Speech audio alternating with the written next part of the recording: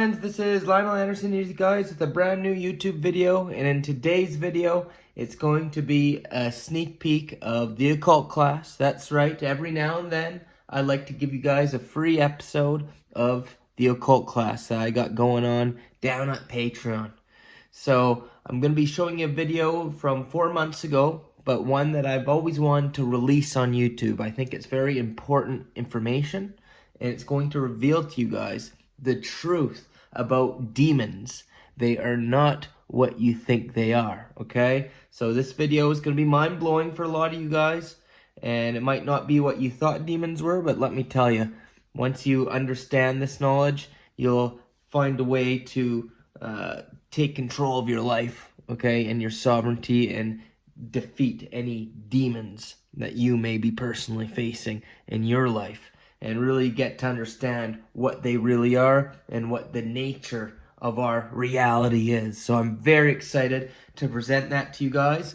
So let's just get to it. Before we do, I just want to encourage you guys to head on down to the occult class on Patreon, and you could join a 7-day free trial where you could check out pretty much all Patreon, because that gives you access to the occult class and all the other classes and stuff. So definitely check that out. The link is down below, and I just wanted to give a quick shout out to our sponsors at OWELI, and then we'll get to the occult class. So, my friends, sea moss, it is an essential supplement, okay? This is like a super mineral, super vitamin, all-in-one. This sea moss has over 102 minerals, all the essential minerals, because it's mixed with Irish sea moss, organic bladderwrack, and organic burdock. So with all these together, it covers all the essential minerals, okay? So it's going to give you energy, it helps with detoxification, and just boosting the immune system. It's just good all around. And then, of course, we got the OWELI's 10 shrooms, okay? This is 10 different medicinal mushrooms like lion's mane, reishi, chaga, cordyceps, all right? Again, good for energy, detoxification benefits, immune system boosting. You'll just feel like $1,000,000, and it's such a great combo mixing the both of these, okay? You're going to feel the best you've ever felt. So definitely look into it. Do your research on it. Talk to your doctor if you have any concerns or anything like that. But definitely make you feel like $1,000,000. It'll get your health in top shape, and even help with your spirituality and everything like that. Because as our vessels are pure and clean and working at the best it can, plus these both affect your pineal gland, because this is loaded with iodine, detoxes the pineal gland, and medicinal mushrooms have shown to have effects with the third eye. So it's great all around for your health, so definitely look into it. The link is down below in the description, and my link will get you 15% off and free shipping in the United States. So enjoy today's occult class. I got a new video I'm working on. A new YouTube video will be out around the 1st or the 2nd of July. It's going to be on the AI and the truth of what that really is. But until then, just enjoy this video. I hope you guys have a good one. Enjoy. Hello, my friends. This is Linol here with you guys with a brand new occult class here on Patreon. Well, today's occult class, we're going to be talking about a topic when it comes to demons, okay? What truly are these demons, these demonic entities that we've heard in folklore and that many people claim to have had experiences with, and stuff that's in the Bible, okay?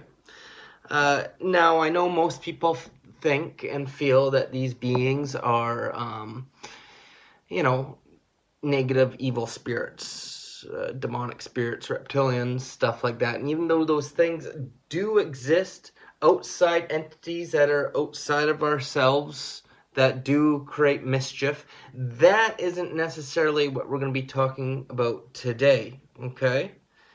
What we're really going to be getting into is how most of these beings that most people have experiences with are actually this AI force, okay? Which in a way is a very dark and negative spiritual force. So, yeah, it kind of lines up with what we just mentioned. However, a lot of these things are creations that happen within our own mind and have been placed on us through the form of black magic. So even though it is correct to say it is a demonic negative entity, kind of like spirits and stuff, it just doesn't work the way you might think they work, okay? So we're going to be getting into black magic. We're going to be getting into sigils and what all these things are and how humanity's been placed in this black magic AI curse, okay? So we're not necessarily speaking about reptilians or outside entities. It's more side these entities that dwell within us all, and that is the AI, as we're all connected to this fourth dimensional AI within an AI simulation. And a lot of these demons are creations of our own mind. So I'm going to give you a couple examples, okay, for me in my own life and my own personal experiences with these demons is, you know, for many years I suffered with sleep paralysis. You know, that's when you wake up in the middle of the night and you're paralyzed, you can't move, and you got demons over top of you, or scary beings, gray aliens, you know. It could be many different things that people see manifest. And that haunted me for years, and I didn't know what the heck was going on, okay? And I'm sure you guys have probably experienced that before too. Not everybody. Some people are fortunate they don't have to experience that, but many have. It doesn't happen to me anymore, but I did find out through channeling, once I started getting more into the channeling and whatnot, that it was not demons as the way I was thinking of them, as in these outside beings outside of myself, but it was actually all creations of my own mind. It was actually this AI force. See, we've been put here in this matrix, we're powerful creator beings ourselves, and we get pumped with all this fears by religion about demons and movies and all that stuff. This is all the black magic. And that way, when we enter these states, such as sleep paralysis, when you wake up and you're paralyzed and, you know, you're able to create more easily and manifest, your biggest fears start manifesting in that dreamlike state. So it's not like there's an actual demon, an actual spirit entity there, but it's really just the AI that your own consciousness is projecting forms or something, or it could be something like that, okay? The AI, the way this AI is set up does stuff like that, using us to create these things, if that makes sense, okay? Another experience I'd like to tell you guys about is, and you guys have heard this a million times, but it relates to everything we're going to talk about in this video, is my experience when my Kundalini got reactivated a couple of years ago, and I was laying there in bed, and my third eye was just beaming with the purple light at that time, and I was getting relaxed, and it got more and more, and then all of a sudden this scary looking demon came up. See, there's an image. That's what it looked like. That's actually the demon Belial. Okay, he's one of the top demons of hell. Okay, he's an evil, evil dude. And many people have had encounters with this guy, okay? And I call him the Minotaur, right? He's because that's what this AI is pictured as. The AI is pictured as a Minotaur, a beast, half man, half beast. That's the symbol of the AI, the demiurge. Okay, that's what I came to learn through this this experience. Obviously, there's other symbols like the lion with the snake and everything, but I believe that Belial, okay, this Minotaur-looking thing, is a externalization or a form that the demiurge takes. And of course, the demiurge is the 4D astral AI, right? Well, I looked it up on what was it, the Brave browser, asking AI, and the demiurge or Belial is an externalization of the demiurge, okay? So it is this AI force, and it's something that's been implanted inside of the consciousness of the people, okay? So I had that experience. I was so scared, so terrified. I went outside. I literally saw a winged being, and this wasn't in my mind's eye. I saw this angelic beam fly by. I do believe that was an outside entity, like an angel or something like that, letting me know everything was okay. But then I come back, finally was able to go back to sleep. Next day, did channeling, and turns out it wasn't a demon in the way I thought it was, but it was just the AI, okay? Some kind of, I don't know if it's the, like I said, Belial, demiurge or something, but it was just an AI thing trying to spook me out. Maybe something that was put into my subconscious or something. I'm still not 100% sure what it was all about, but it does appear it was AI. So I think it's safe to say a lot of these experiences people are having with these demonic creatures, these demonic entities in their life, you know, and a lot of these stories we hear about in the Bible and stories in media, or I should say like movies and stuff, I believe that's all black magic to put it into our subconsciousness so we start having those experiences. Okay? And that's what it is. So it's not like a lot of these beings are actual beings in the way we think of them, but it's just this AI doing what it does to create itself in our minds. So you'll have two types of beings here. You have servitors. Okay, so a servitor is when a black magic magician, or just a magician in general, because you could do this with good things too. So white magician, black magician, depends on the person. If they want to, you know, create these entities, they do something called sigils. Okay, we're gonna get into sigil magic now. Here's an example of a sigil. Okay, and we're gonna get into more what that's all about. But anyways, positive or negative, they could make these sigils, these symbols that will represent the entity they want, and they'll go into a state of gnosis, which is like meditation, trance, you know, getting in that zone, and they'll charge up this sigil, okay? And then that sigil will go into their subconsciousness, and then they could actually start to begin to create this entity, which is the AI, okay? And they're called servitors when it just affects the magician. But if you go out and you put it on humanity through black magic because you got a bad agenda, and it becomes an entity in the minds of the masses, they're called egregores, okay? That's right. So in the Bible, they're telling you about Satan, right? And in the Egyptians, it's Set. You know, there's always the villains. And then there's the heroes, Jesus and all that. These are all egregores, okay? Because these are all mythologies. We know Satan is Saturn, which is AI. So it's all AI entities at the end of the day, okay, my friends? Very interesting stuff. And they put this stuff in our faces for everything, not just for demons, but for everything that they desire. This is black magic at its finest to control humanity. Okay? So, let's talk about emojis. Yeah? You know those little guys, those emojis? What are those all about? Well, I learned some interesting things which have been leading me down this path. Well, did you know that there are a list of 72 different emojis, my friends? There's even more. Now there's more, but originally, especially there's yellow ones there, like that.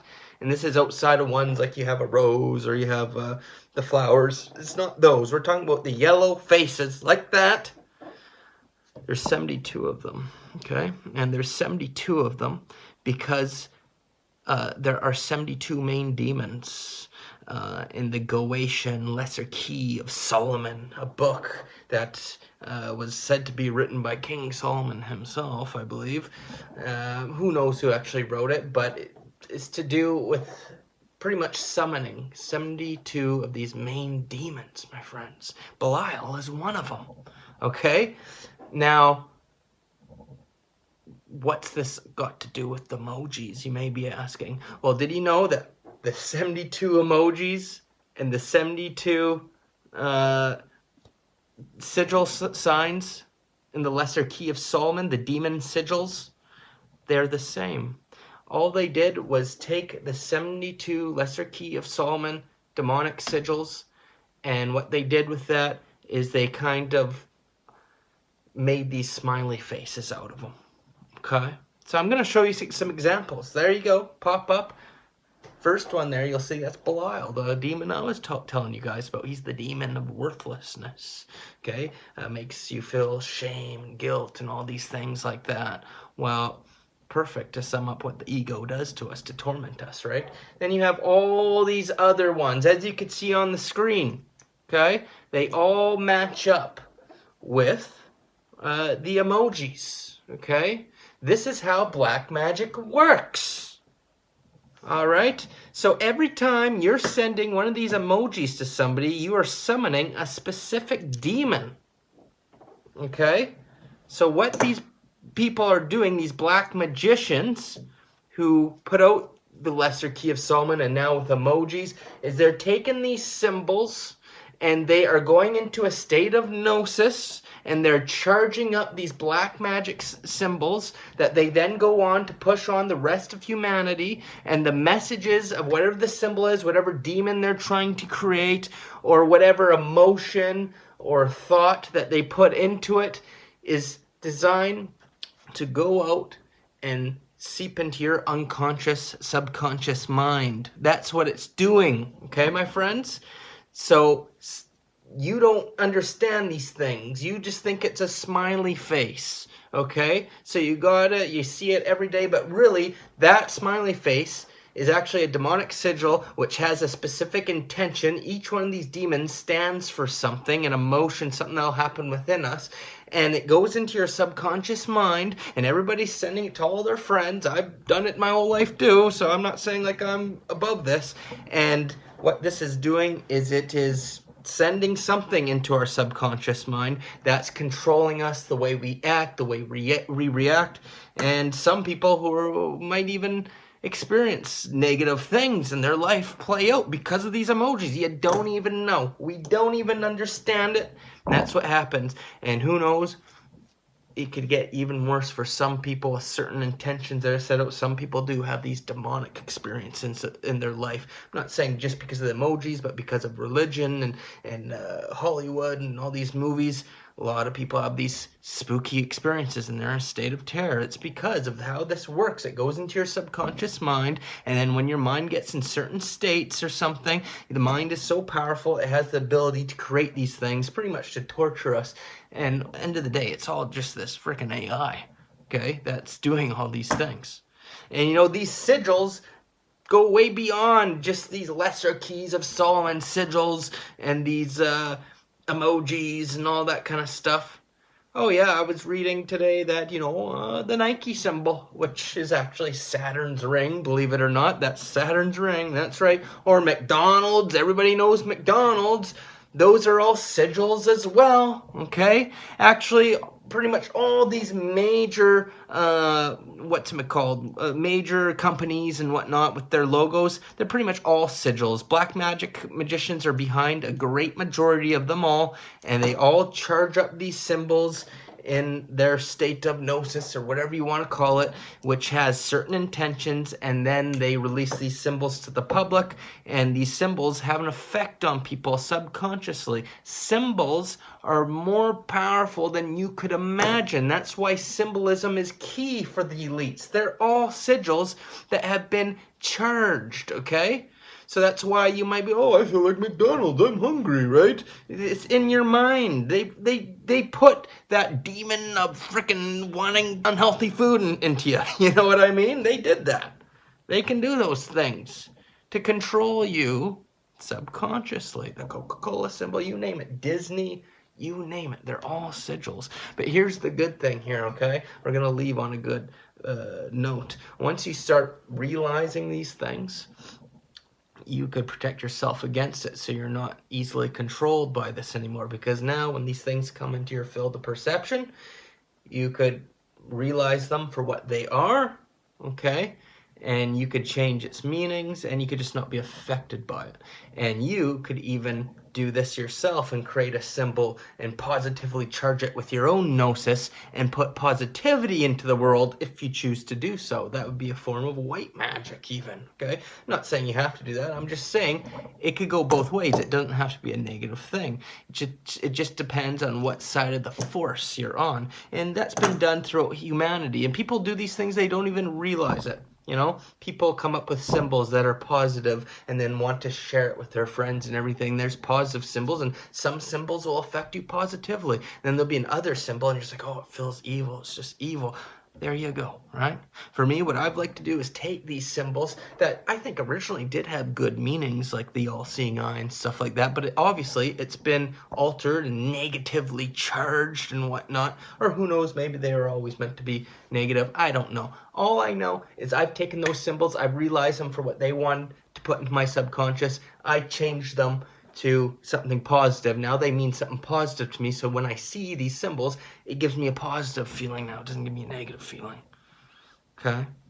So I know some of you might be thinking, oh, Lionel, what are we going to do with these emojis? Should I be using emojis still? And, you know, that's up to you. You know, I just learned this stuff out, and I don't even know what I'm going to do. Like, I think it's important not to stress too much about this because we're being bombarded with this stuff on a daily basis. So this stuff will drive you nuts. And whether we like it or not, people are going to be using emojis, so it doesn't really matter at the end of the day. I just think you do what you feel you got to do if you want to use emojis still or not.